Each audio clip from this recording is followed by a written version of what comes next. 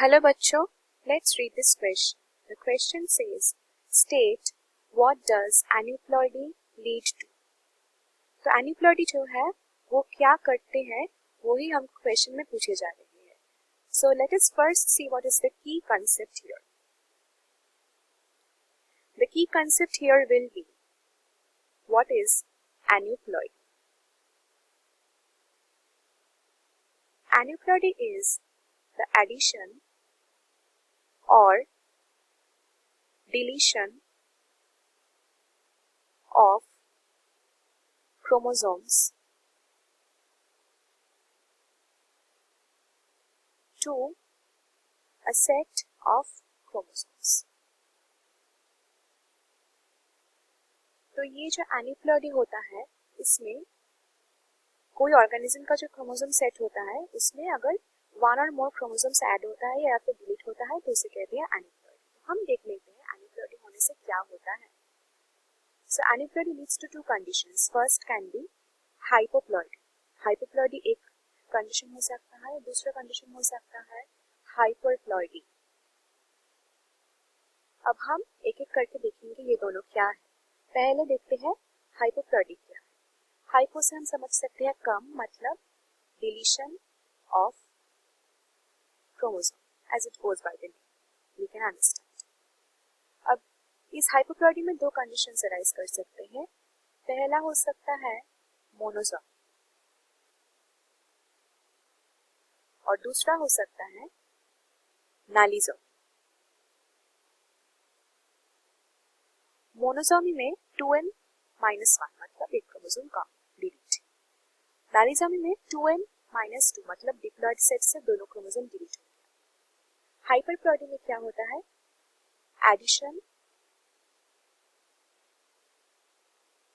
Of chromosome, क्योंकि हम नाम से समझ सकते हैं हाइपर मतलब ज्यादा, तो फिर एडिशन होगा क्रोमोसोम का। इसमें भी दोनों कंडीशन अराइज करता है। पहला है ट्राइसोम। ट्राइसोम में होता है डिप्लॉइड क्रोमोसोम सेट में एक क्रोमोसोम ऐड हो जाता है, दैट इज 2n+1 होता है यहाँ पे। और टेट्रासोमी होता है और एक कंडीशन जिसमें डिप्लॉइड क्रोमोसोम सेट में दोनों क्रोमोसोम ऐड होता है, so it leads to 2n+2 condition. तो हम देख लेते हैं what does this aneuploidy lead to. We are going to look into different conditions. First is birth defects. Birth defects मतलब कॉन्जेनिटल जो डिसऑर्डर्स होते हैं बर्थ से ही, उसे कहते हैं बर्थ डिफेक्ट्स। बहुत सारे हो सकते हैं। फिर आता है जेनेटिक डिसऑर्डर्स। अब ये बहुत ही इंपॉर्टेंट है, तो हम देख लेते हैं जेनेटिक डिसऑर्डर्स एन्यूप्लॉइडी में क्या होता है। पहला हम देखेंगे जो कि एक बहुत ही कॉमन और मोस्ट इंपॉर्टेंट है, वो है डाउन्स सिंड्रोम। अब ये डाउन सिंड्रोम जेनेटिक डिसऑर्डर में जो क्रोमोसोम नंबर 21 होता है इसका एक एक्स्ट्रा कॉपी आ जाता है बॉडी में।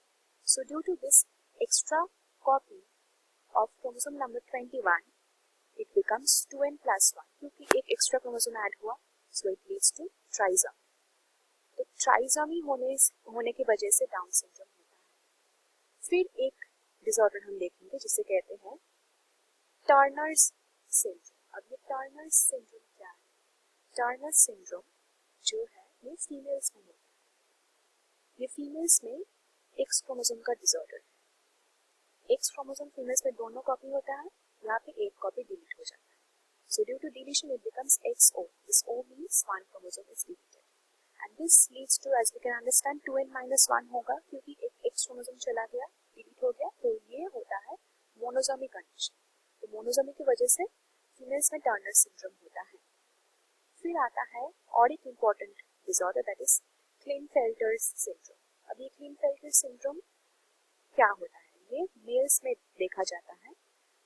मेल्स में जनरली एक कॉपी का एक्स क्रोमोसोम होता है, पर यहाँ पे दोनों एक्स क्रोमोसोम होता है, that is addition of one X chromosome becomes XXY. So due to XXY set, we can call this as a 2n+1 condition. मतलब 2n में एक एक्स्ट्रा क्रोमोसोम आ गया, एक्स क्रोमोसोम एक्स्ट्रा हो गया, तो ये भी हो गया trisomy. So due to trisomy, we get Klinefelter syndrome in males. तो ये बर्थ डिफेक्ट्स और जेनेटिक डिसऑर्डर्स के बाद और भी प्रॉब्लम्स आते हैं ड्यू टू एन्यूप्लॉइडी। तीसरा है कैंसर। कैंसर क्यों होता है? क्योंकि क्रोमोसोम एब्नॉर्मलिटीज की वजह से जीन डिसरप्शन हो सकता है और इसकी वजह से कैंसर होगा, ट्यूमर फॉर्मेशन होगा। फिर आता है डेवलपमेंटल डिसऑर्डर। डेवलपमेंटल डिसऑर्डर मतलब मेंटल रिटार्डेशन हो सकता है, मेंटल रिटार्डेशन में डिले हो सकता है। फिर आता है प्रेगनेंसी कॉम्प्लिकेशंस। प्रेगनेंसी में कॉम्प्लिकेशंस भी हो सकता है due to aneuploidy. So these are the things that arise to aneuploidy. That's it with the question. Hope you understood it well. Best of luck.